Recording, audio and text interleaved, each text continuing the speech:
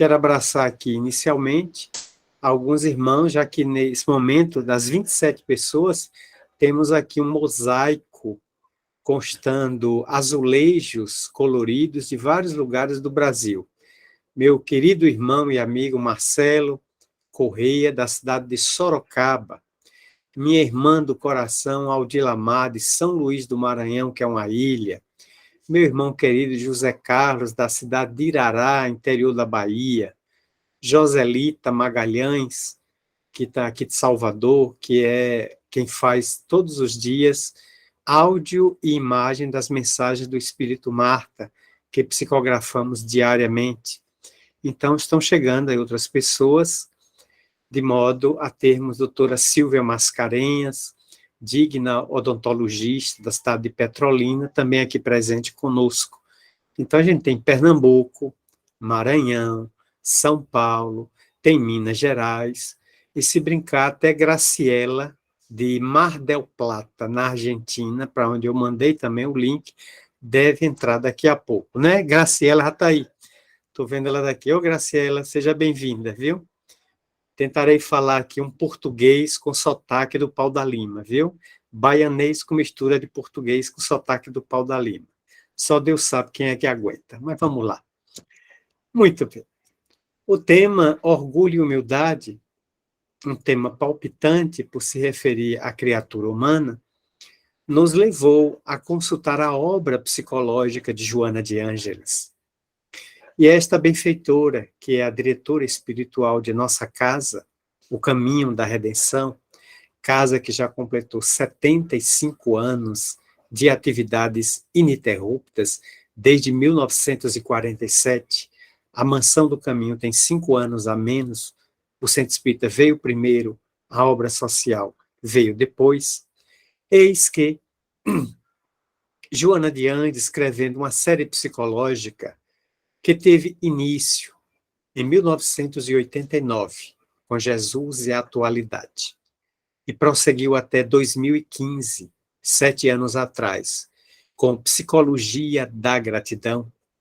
Ela, em 20 volumes, fez uma análise antropossócio-psicológica da criatura humana.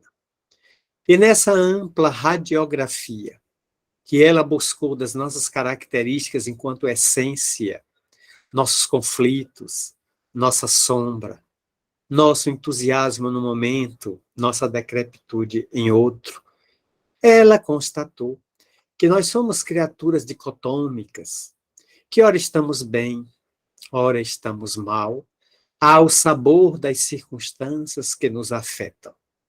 E, naturalmente, que a criatura humana investiu largamente nesse processo vastíssimo de sua evolução, muito tempo e muito recurso para conhecer o mundo externo, conhecer o outro, conhecer o mundo que o cerca, conhecer os ambientes onde vive, domar o meio ambiente, o meio onde está situado, para construir sua casa, sua morada, porque ali vai nascer e ali ele vai morrer.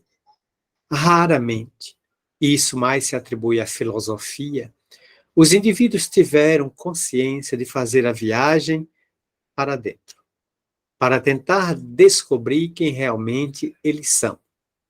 O que é que estavam fazendo na Terra? Quais as suas características, os seus comportamentos, os seus atavismos, as suas culturas ancestrais, que a psicologia chamaria de arquétipos, as nossas heranças, a nossa agressividade. E nessa larga investigação, ela escreveu 20 volumes, que hoje essa psicologia espírita de Joana de Ângeles é estudada em 6 universidades do Brasil.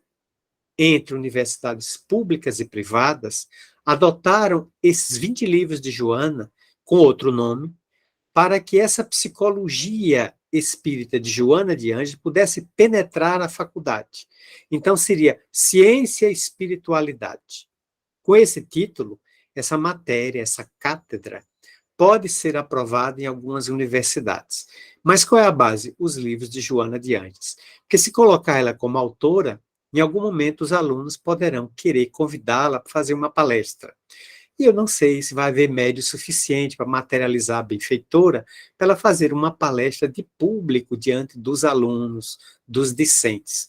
Então, vai ser espiritualidade e conhecimento, cultura e espiritualidade, um outro nome, que envolva o invólucro de uma psicologia profunda, que cria uma ponte entre o pensamento de Carl Gustav Jung, o grande psicólogo, o grande psicanalista suíço nascido em Zurique, e o pensamento de Kardec.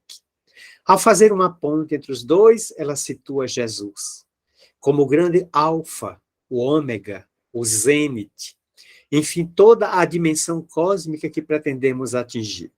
O indivíduo que não possuía mais sombras, porque nele o ego estava inteiramente iluminado pelo self, que o dominava, que o abrasava.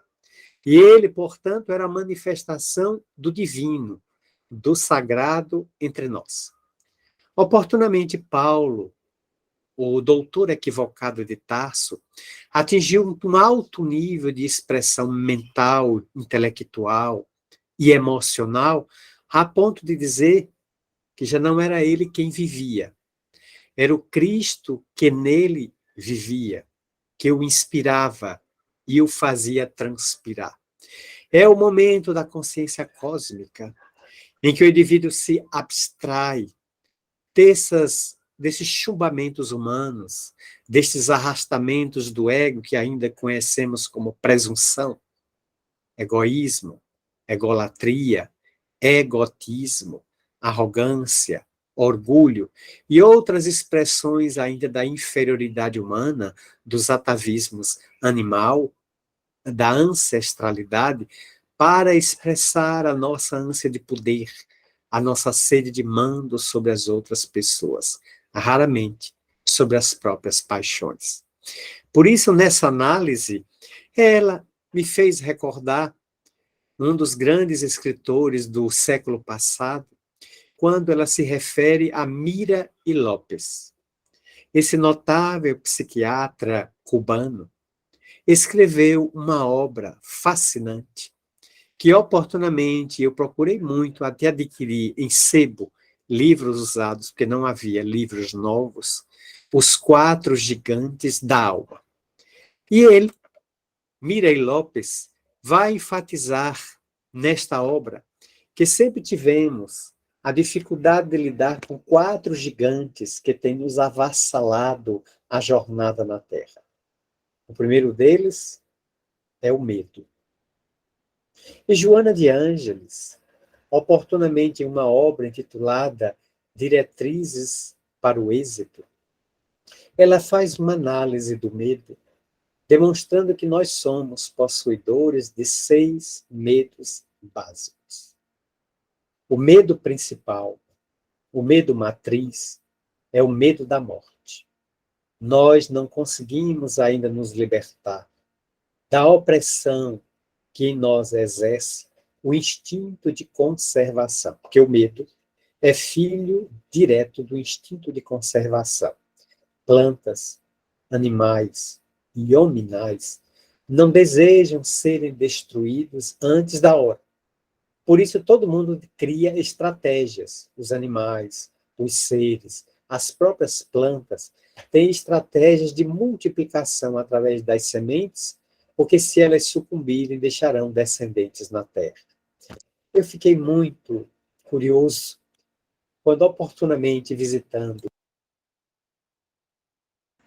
o sítio de um primo, ele me falou como era a plantação de banana. Ele plantava uma banana, um pé de banana. Aquela bananeira cresce e dá. Ele então tira os cachos e corta. Ela não dá mais.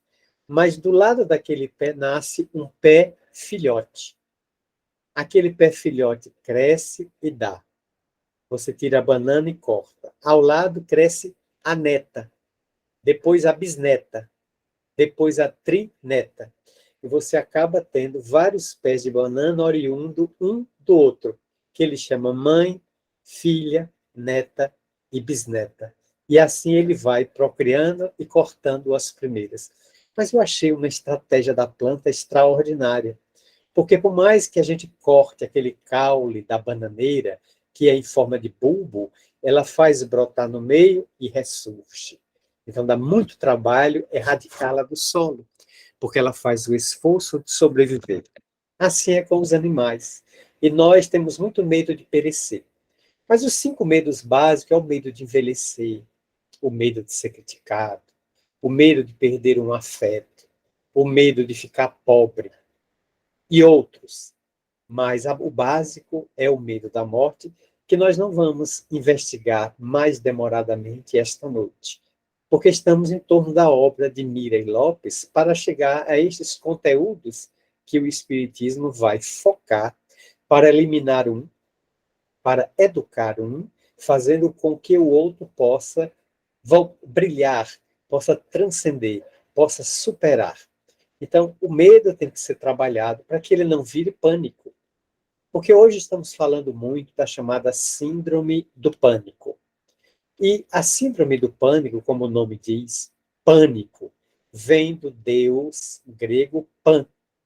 Pan era um menino peralta, um deus, mas era peralta, muito travesso, que vivia nas florestas da Arcádia, uma das florestas mais prestigiadas da Grécia. E ele se comprazia em se esconder na floresta para que quando lenhadores, lavradores, caçadores adentravam a floresta, ele surpreendia esses caçadores no maior silêncio e soltava um grito. O grito era tão terrível que os caçadores corriam apavorados com medo. Daí vem Pan, síndrome do Pan, do deus Pan. A síndrome do pânico, do medo, vem dele.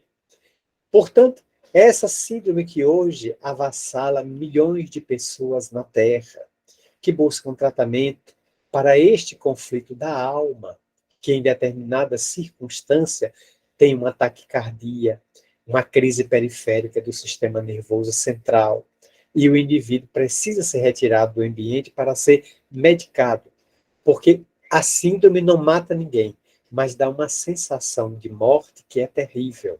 Me contaram algumas pessoas a quem eu vi a crise começar na minha frente e a pessoa ter que ser retirada pela esposa. Retirado pela esposa, porque precisava ser medicado naquele instante. Então, é uma crise que não tem causa bacteriológica. Não é um vírus, não é um espiroqueta. É um problema da alma. Está enraizado na alma e se perde nas voragens do tempo, no passado, relacionado com alguma problemática que foi cometida, um ato indigno, e não foi justiçado. E a pessoa escondeu. Posteriormente, a pessoa reencarnou com o gatilho daquele problema que cometeu e que ninguém viu, só a pessoa que cometeu. Porque toda pessoa que comete algum ato sabe o que é que está fazendo. Ela pode esconder do mundo, ela pode esconder das leis, da justiça, da promotoria, mas ela sabe o que é que ela está fazendo. Então, mesmo que ela oculte naquela reencarnação, aquilo está gravado no HD da alma. E depois do processamento no mundo espiritual, o indivíduo reencarna com aquela problemática no seu HD, que acaba desencadeando um distúrbio na área límbico-hipotalâmica do cérebro, predispondo o indivíduo a desenvolver um conflito relacionado com os neurotransmissores ou os neuropeptídeos, que hoje chegam à soma fantástica de aproximadamente 67, entre os quais a luliberrina, a dopamina, a serotonina, a ocitocina e outros, que quando em excesso ou em carência, levam o indivíduo a esses distúrbios que provocam essas síndromes hoje catalogadas em número surpreendente para os dias atuais, segundo o CID, que é o Código de Enfermidades ou de Doenças Internacionais. Dessa maneira, nós começamos a perceber que há necessidade de trabalhar-se o medo, não fugindo dele, equacionando. Mas de que é que eu tenho medo? Por incrível que pareça, ao longo de minha vida eu lidei com pessoas em reuniões mediúnicas que me afirmaram ter medo de espírito desencarnado. E eu fiquei perguntando, mas o que é que você está fazendo numa reunião mediúnica? Porque o que tu vai receber numa reunião mediúnica é justamente quem já morreu. Ah, mas quando apaga a luz eu fico com medo. Eu desconhecia, lógico, na época, 40 anos atrás, que a pessoa tinha síndrome do pânico em relação à luz, ou seja, ambiente escuro. Então, temos aí um problema na área das fobias.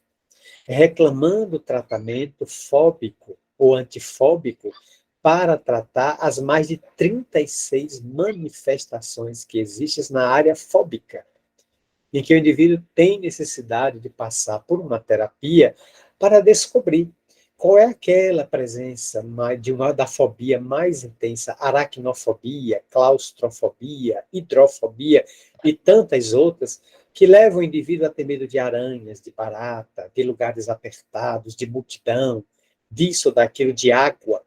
E, portanto, é um conflito que pode estar no passado. Quem examinar um livro chamado Muitas Vidas, Muitos Mestres, de Brian Weiss, verá que esse notável psiquiatra norte-americano examinou uma paciente que lhe foi confiada pela universidade, chamada Catherine. E depois de usar a sua técnica, que era eminentemente materialista, corporal, sem finalidade espiritual, ele não conseguiu resolver o problema de Catherine. Então, ele tomou um curso. E aprendendo o que era TVP, terapia a vivências passadas, e não terapia de vidas passadas, porque ninguém tem vidas passadas, a gente tem experiências corporais passadas, porque a vida é única. A vida é única. As experiências reencarnatórias é que são várias. Eu não tenho muitas vidas. Eu tenho várias experiências corporais na mesma vida, que a vida é única. Então, utilizando a palavra no linguajar correto, eis que ele fazendo TVP, terapia a vivências passadas, com Catherine, ele conseguiu induzi-la pela hipnose a regressar a 87 reencarnações anteriores. Desde uma época do Velho Egito, passando pela Grécia, pela Europa, diversos continentes, até que numa delas descobriu onde estava a problemática de Caterina. Um trauma que ela havia vivido próximo da sua desencarnação naquele período, e que ela trouxe como uma amargura na alma, e que hoje causava nela um impacto, uma fobia, levando ela a ser uma moça esquisita no campus universitário. Depois dessa terapia, Caterine eliminou a problemática e tornou-se uma moça, digamos, normal, compatível com a média das moças de sua época, desenvolvendo uma vida afetiva, econômica, estudantil e profissional inteiramente satisfatória. Ele escreveu esse livro. E esse livro foi um impacto muito desagradável na comunidade intelectual norte-americana, voltada apenas para o corporal, para a psicologia sem alma. Porque, sendo ele uma grande expressão da psiquiatria, Brian Weiss, a sua obra comoveu milhões de leitores e tornou-se um best-seller, traduzido já para o português com esse título: Muitas Vidas, Muitos Mestres. Conquanto não seja uma obra espírita, mas é uma obra que retrata muito bem a reencarnação, abrindo campo para que outros princípios doutrinários do espiritismo possam ser assimilados pelas pessoas. Então, o medo é um algoz terrível da alma, como diz Joana de Ângeles. Mas Emílio Mira e Lopes afirmou também que nós tivemos como primeira manifestação na Terra, além do medo, a ira. A ira era a nossa raiva, a nossa raiva de hoje, que quando nutrida, alimentada, irrigada, transforma-se em ódio. Mas ter raiva é normal? Joana de Andes afirma que sim.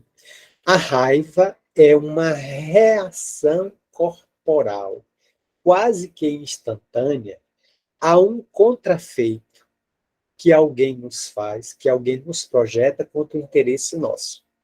Como é uma reação corporal, deve passar. Se ela se perenizar, não é mais raiva. Virou ressentimento, virou mágoa, está a caminho do ódio. E tende a inflamar o indivíduo por dentro, adoecendo. Porque a quantidade de pessoas que hoje nós temos na Terra, enfermas da alma, é infinitamente superior aos enfermos do corpo. Nós estamos assistindo aí uma recrudescência do Covid-19, através de mais uma variante. Eu mesmo estou em casa de molho nesse instante, porque ontem, aliás, desde domingo à noite, os sintomas apareceram. Eu que fiquei imbatível durante 2 anos e 11 meses. O vírus não me pegava de jeito nenhum, porque eu nunca tinha tempo para atender. Ele veio aqui na minha porta várias vezes, o Covid. Eu preciso pegar o senhor, eu digo, eu estou saindo para a mansão, agora não posso lhe atender. Aí eu ia para a mansão, quando eu voltava, ela ia embora para pegar outra pessoa. Aí agora ela me pegou, que eu estava em viagem, ela veio comigo no carro. Aí quando eu fiz o teste diante da médica, uma médica bioquímica da Mansão do Caminho, que trabalha lá, eu também trabalho lá, a médica olhou para a tirinha onde pingou as gotas e disse, olha, demora 15 minutos para dar o resultado. Mas o meu é de uma Covid assim, muito exaltada, acho que ela gosta de aparecer muito rápida, deve ser alguma dançarina de pagode. Ela quer se aparecer. Em 5 segundos, ela juntou a tira inteira. A médica olhou e disse, nossa, 5 segundos, eu digo, é porque a minha é diferente. A minha é muito exaltada. Ela quer aparecer para todo mundo vê-la. Pois é, em 5 segundos eu quero lhe dar a notícia. O senhor está com Covid. Eu fechei o escritório lá, deixei ao cuidado dos estagiários e estou de molho até terça-feira. Então, nós deixamos que a ira, muitas vezes, nos domine. E se ela se enraiza, ela cria raízes em nós, transforma-se no ódio. O ódio adoece. Portanto, nossos hospitais estão cheios hoje de pessoas com Covid. Alguns estão exibindo dengue, chikungunya e a zika. Outros, as manifestações da varíola do macaco, além de outras doenças. Mas o número de doentes psíquicos na Terra é milhares de vezes maior. Tudo isso é bagatela diante dos enfermos. É como falarmos da obsessão. Em toda a literatura de Manuel Filomeno Batista de Miranda, que tem Divaldo como psicógrafo principal, e atualmente dou uma boa notícia. Miranda está escrevendo mais um livro por Divaldo Franco, provavelmente para lançamento o ano que vem. E segundo Divaldo, é o último livro de Miranda pelo intermédio dele, porque já sinaliza que Divaldo está voltando para casa. Mas enquanto o médium não vai e o espírito não vem, estamos aguardando mais essa obra.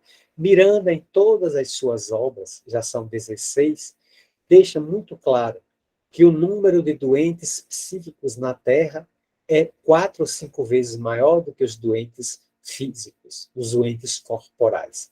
Portanto, temos doença da ira, temos a doença do medo, temos a enfermidade cruel do orgulho, da presunção, da agressividade, da inveja, da arrogância, da prepotência contra outras pessoas, sem saber que nós somos os primeiros enfermos.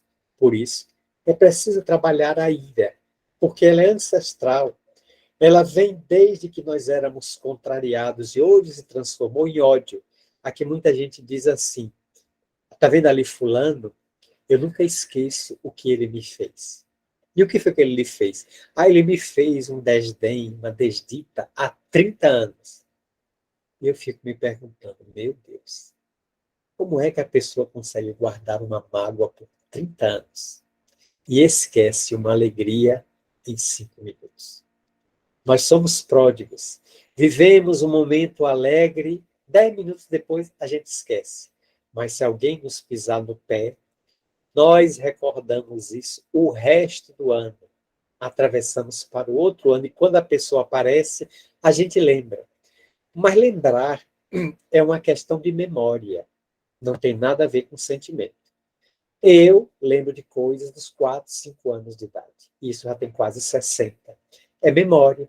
Aquele fato me marcou, eu guardei. Mas eu vivi outros fatos que não me interessou, eu não guardei. Agora, se aquilo me machuca, é que eu não consegui me libertar da mágoa.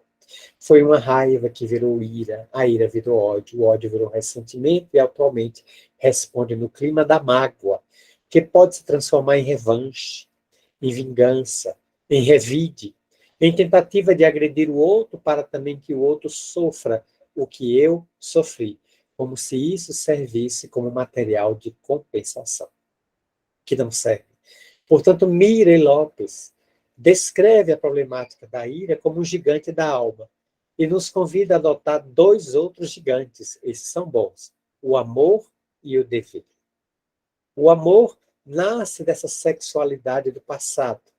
O homem do passado era eminentemente ativo. A mulher, totalmente passiva.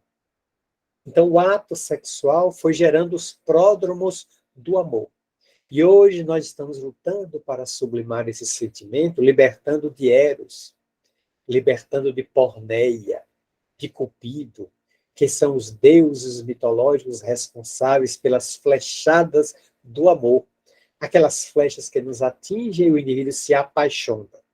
Mas se apaixona mesmo. Raramente ama. Porque o amor é diferente de paixão. A paixão é uma expressão ainda do nosso apego, do nosso inteiro teor para com a coisa, da nossa possessividade. O amor é livre. O amor é libertário. O amor, quanto mais ama, mais liberdade dá ao outro. Quem escraviza, escraviza-se, detendo o outro sem saber que continua preso também. E Vitor Hugo costumava dizer que o carcereiro é um preso que toma conta de outros presos. Ele, no fundo, também está detido. Então, quem odeia está refém do ódio. Quem se apaixona está refém das paixões. Mas quem ama está sempre livre. E quem luta para ser amado ainda não saiu da infância psicológica. Ainda está imaturo para a realidade plena da existência. Por isso, esse livro é extraordinário. Os Quatro Gigantes da Alma, de Mira e Lopes, o notável psiquiatra cubano, que teve uma vida muito fecunda do ponto de vista literário e deixou não só essa, mas como outras obras excelentes. Para Joana de Ângeles, nós precisaríamos trabalhar o ressentimento, o ciúme e a inveja. Ela destaca que os três gigantes da alma são esses sentimentos. Vejamos bem a expressão, ressentimento. Ré é voltar, voltar a ter, dar marcha ré, ter um sentimento negativo. Ter o ressentimento, ter um sentimento que não foi positivo outra vez. Muita gente fica, eu estou ressentido com ele. Está magoado, está ressentido, está ferido. E a pessoa adora manter a ferida aberta para mostrar aos outros que tem a ferida. Você está vendo minha ferida na perna? Foi fulano que causou. E você não vai cicatrizar, não? Eu não. Vou deixar ela aberta para todo mundo ver que eu tenho a ferida. Tadinho. Pobrezinho. É a pessoa prisioneira ainda do vitimismo. A pessoa não conseguiu sair da baixa autoestima, fica exibindo a ferida para chamar a comiseração do outro, quando deveria curar a ferida e seguir adiante. Porque o problema é de quem feriu, não de quem é ferido. Para a luz do Evangelho, a posição melhor é de quem é sempre vítima, não de quem é algoz.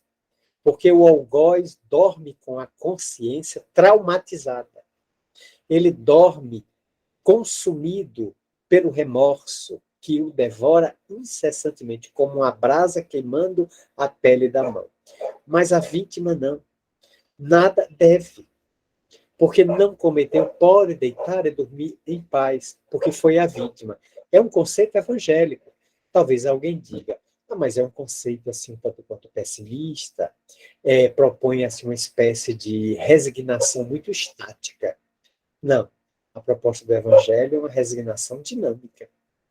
A resignação estática é aquela que exclama: ah, essa miséria que cai sobre mim é porque Deus quer. Maktub. diriam os muçulmanos. Está escrito, eu mereço. Esse é o vitimismo religioso bem típico. Eu vim para sofrer mesmo. Eu devo carpir porque minha vida é um calvário. Eu estou na terra para pagar. Só se a terra foi privatizada. Pelo menos até ontem a terra ainda era escola pública. Não sei se Deus, passando por uma crise, né, financeira, resolveu privatizar a terra e às vezes o diabo arrematou a terra por um preçozinho módico e está sob a administração do tinhoso. Mas enquanto estiver sob a administração de Deus, a escola terrestre é de graça. Então não estou na terra para pagar nada. Isso é discurso de masoquista. Eu estou na Terra para aprender. Estou na Terra para evoluir, para ser livre, para descobrir quem realmente eu sou. Não para pagar nada. Nem a merenda na Terra eu pago na hora do recreio. Até a merenda a divindade me dá de graça. Me dá os livros, me dá os professores, me dá o uniforme de cor, de carne, com o qual eu me visto para investir em minha evolução. Que a Terra é gratuita. O problema da Terra são os alunos, não é a escola o problema da Terra, são os alunos. Então, nós estamos nesse aprendizado incessante, e por isso o ressentimento é essa mágoa que fica, e que precisa ser vencida pelos indivíduos. Por isso ela coloca que o ressentimento, o ciúme e também a inveja, que o ciúme passa a ser o sentimento de posse. Eu sou dono do outro. A gente se apega tanto, quer tanto o sentimento do outro para se locupletar, porque a nossa carência é imensa. Eu vou me casar para fazer o outro feliz. Ninguém faz a ninguém feliz. O indivíduo se casa porque quer ser feliz. Ele quer ser feliz. E espera que o outro faça, o que é uma ilusão. Ninguém faz a ninguém feliz. O outro pode me dar utilidades, o outro pode me dar um certo aconchego, certos momentos de prazer, mas o prazer é fugidio. Nós temos aí, só agora, nesse período que o nosso posto de trabalho lá na mansão é um posto de mediação de conflitos de família, em que eu atuo todos os dias da semana, 5 vezes por dia, fazendo mediação judicial de divórcio. De fevereiro para cá, eu já fiz mais de 280 divórcios. Então, parece que a Covid arrebentou com os casamentos. Em 2 anos e 10 meses de Covid, de distanciamento social, tenho pegado casamentos de 3 meses. 90 dias depois que o casal se casou, procurou o posto para pleitear consensualmente o divórcio. E encontrei divórcios de 50 anos. O casal está com 49 anos.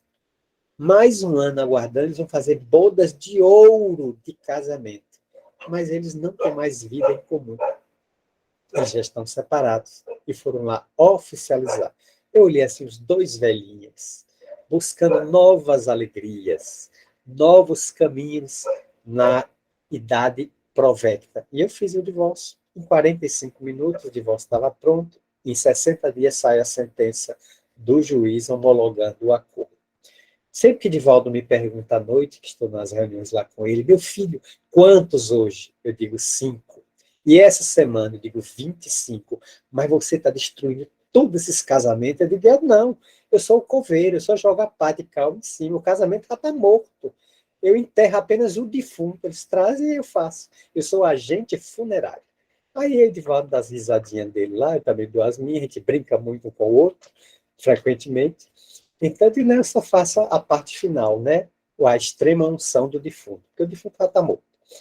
Aí, comenta-se, então, o ciúme, essa posse excessiva do outro, quando, na verdade, o amor libera. À luz da doutrina espírita, depois de sair da inveja, que é o desejo de ter o que o outro conquistou, e isso demonstra a inferioridade humana, nós encontramos a doutrina espírita se referindo ao orgulho e ao egoísmo, como sendo, no Livro dos Espíritos, as 2 chagas principais da criatura humana, sendo que o egoísmo, segundo o Livro dos Espíritos trata, é o grande câncer da criatura humana na Terra, porque nos devora.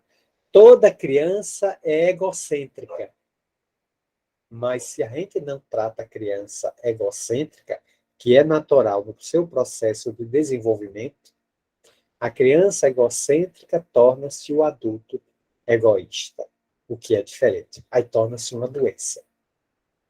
É natural que a criança seja egocêntrica. Ela tem que chamar a atenção dos pais para as suas necessidades. Então, ela faz de tudo. Ela faz de tudo para ser o centro das atenções e ter sempre os cuidados, porque ela está muito frágil. Ela está se formando. Mas quando vemos na idade adulta o adulto se transformar no egoísta, no egotista, é sinal que aquele sentimento não foi bem trabalhado. E ele permanece ainda infantil na compreensão das relações afetivas com o outro, nas relações interpessoais. Portanto, nós estamos numa época em que o Espiritismo tem um foco. O foco é espiritualizar a criatura humana. Eu não falei espiritizar. Espiritizar é tornar todo mundo espírita. Não é a proposta do Espiritismo. A proposta do Espiritismo é espiritualizar a criatura humana. Se ela vai ser espírita ou não, não importa. Isso não nos interessa. Porque religiões são rótulos. Todas as vezes que me perguntam por aí, você é espírita? Eu digo, não. E você é o quê? Eu sou espírito imortal. Eu estou espírita. Eu estou. Eu até estou homem. O espírito não tem sexo. É que nessa encarnação eu escolhi essa indumentária masculina. Na próxima eu virei Camélia do Brasil, meu filho. Vou fazer um salto quântico. Fazer uma outra coisa, em outra polaridade. Vou em seu outro lado. O pessoal fica assim. Eu sei diferenciar o que é ser do que é estar. Nós temos que ter segurança disso. O que é que eu sou? Um espírito imortal, trafegando por corpos em busca da minha plenitude. O que é que eu estou? Professor, advogado, homem, espírita, cidadão, eleitor, e vai por aí afora. Tudo isso é transitório, aliás, tudo isso é passageiro. Tudo na Terra é passageiro, menos o cobrador e o motorista. Mas tudo mais passa rapidamente. Então, nada de haver apego a estas coisas. Porque o Espiritismo nos liberta. Por isso que está muito em moda agora o comportamento franciscano, que é o quê? A humildade. A primeira grande personalidade agora do século XXI que resgatou a essência, o frescor da humildade franciscana, por incrível que pareça, não foi uma personalidade espírita, foi uma personalidade católica, o Papa Francisco. O Papa Francisco, ele é franciscano de origem, do bairro das Flores, em Buenos Aires. E ele, por ser franciscano, ele teve uma vida muito austera, muito simples, muito despojada. Então, ele sempre foi um homem desprendido. E agora, como Papa na Igreja, ele vem causando uma revolução interna no sentido de fazer um saneamento das estruturas administrativas e religiosas do Vaticano, preparando o Vaticano para aquele que o vai suceder. E não está longe, ele está muito doente, já está o quebrado, só tem um pulmão. Ele teve tuberculose aos 25 anos de idade, extraiu um pulmão, ele só tem um. Então, ele já está fechando o ciclo dele, mais 2 anos, 3, 4, 5, ele encerra o pontificado dele, que será curto, 15, 20 anos no máximo, e quem virá após dele vai encontrar uma igreja mais saneada. O que ele quer? Uma igreja inclusiva, uma igreja que dialogue, uma igreja que inclua, não que expulse, não que excomungue, não que segregue. A linguagem da doutrina espírita, que é nossa. E nosso movimento cabe todo mundo. Gregos, baianos, troianos, né? Tocantinenses, cabe tudo em nosso movimento, argentinos, cabe tudo em nosso movimento. E cada um vai ter de nossos princípios entendimentos que são próprios. A doutrina é única, mas o entendimento da doutrina varia de pessoa para pessoa. O que equivale a dizer que todo mundo pode entrar no espiritismo, vírgula, mas o espiritismo não entra em todo mundo. Tem gente que é resistente ao espiritismo entrar nela. Mas a pessoa entra no espiritismo. Fica, milita, atua, se entusiasma, faz festa, solta bandeirola, qualquer atividade se apresenta primeiro, mas quando você vai perguntar a compreensão que tem dos princípios espíritas, ela diz que não sabe. Ela não compreende. Ela não entende. E se o sofrimento bate na vida dela, ela não aceita. E é capaz de deixar o movimento espírita e correr para outro que tem a solução instantânea. Ou leite ninho ou café melita. É o que tem solução instantânea integral hoje em dia.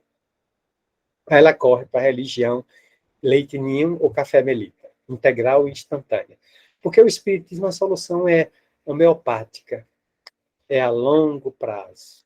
Porque o espiritismo não é uma doutrina curativa. O espiritismo é uma doutrina preventiva. Ela veio para prevenir a nossa contaminação no mal, nos esclarecendo e nos preparando para que a gente não caia em erro, não caia em equívocos, não desacerte o pé. É isso que o espiritismo faz. E por isso mesmo, ela não cura corpos. Quem cura corpos é a medicina. O espiritismo não perde tempo colocando remendo novo em roupa velha. Para Deus é muito mais barato me dar uma roupa nova e novo berço do que remendar aquela que a doença estragou. É mais barato para Deus. Deus só permite, só autoriza que um espermatozoide fecunde um óvulo. 9 meses depois eu tenho um carro 0 quilômetro, chassi novinho, volante elétrico, né? Direção elétrica, né? Nem hidráulica, câmbio de 6 marchas, flex, para me rodar e à vontade na infância, adolescência, mocidade e andar a 1000 por hora na Fórmula 1. Porque muita gente está correndo atrás disso, daquilo, para remendar a máquina antiga, que o cirurgião até puxa para lá, puxa para cá. E o indivíduo deita-se com 70 e sai da cima da mesa cirúrgica com 30, mais 30 no corpo. Se olhar o DNA, que a data de nascimento está lá, 75. Ele não vai poder fugir da sua fatalidade, que é um dia esse sarcófago desaparecer. Então, a proposta do Espiritismo é utilizar-se da humildade. E uma humildade que se evidencia demais não é humildade, é presunção. Porque a humildade de Jesus era tão grande, mas tão grande, que as vestes dele, do Cristo, resplandeciam. Se a nossa não resplandece, sabão homo nela, lavar bastante, para ela resplandecer, tirar o encardido. Então, a do Cristo resplandecia porque era uma humildade de dentro para fora. Toda virtude adquirida de fora para dentro é ilusão, é presunção que o tempo desfaz. Por isso, o grande investimento da doutrina espírita é no autoconhecimento, conforme está na questão 919 do Livro dos Espíritos, onde conhecer a mim mesmo, conhecer quem eu sou e o que estou fazendo na Terra, é a chave para que eu equacione os meus enigmas da viagem antropossócio-psicológica pelos caminhos imensos e vastos da evolução, para entender até hoje como cheguei até aqui, o que é que eu estou fazendo e o que eu estou buscando. Como eu vou sair da Terra, para onde eu vou e de que maneira vou me situar. Há 165 anos, as comunicações dos espíritos que Kardec fechou, aquelas que vieram por Chico Xavier durante uma vida altamente produtiva na área da mediunidade, já nos dão suficiente material para reflexões acerca da nossa missão na Terra, que será sempre crescer, evoluir, aprender. Ou, em outras palavras, cumprir o que está no Dolmen de Allan Kardec em Paris, no Père Lachaise. Nascer, viver, crescer, morrer, renascer, progredir sempre. Tal é a lei. Desta, quem está na Terra, ninguém escapa. Muito obrigado a todos.